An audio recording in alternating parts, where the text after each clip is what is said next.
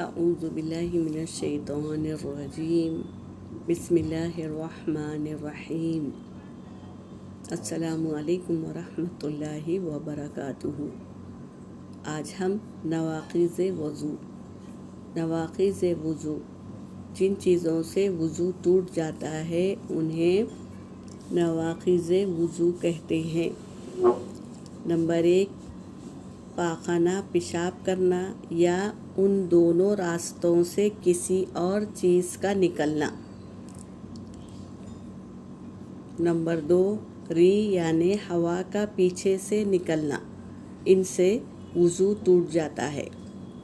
Number 3، بدن کے کسی مقام سے خون یا پیپ کا نکل کر بہنا تو یہ چیزوں سے وضو ٹوٹ جاتا ہے۔ پاخانہ پیشاب یا دونوں راستوں سے کسی اور چیز کا نکلنا، اس سے وضو ٹوٹ جاتا ہے۔ ری یعنی ہوا کا پیچھے سے نکلنا، اس سے بھی وضو ٹوٹ جاتا ہے۔ بدن کے کسی مقام سے خون یا پیپ کا نکل کر بہنا تو وضو ٹوٹ جاتا ہے۔ اگر ایسی ہی جگہ پر رہے زخم تو اس سے وضو نہیں ٹوٹتا۔ خون بہہ کر نکل جانا، اس سے وضو ٹوٹ جاتا ہے۔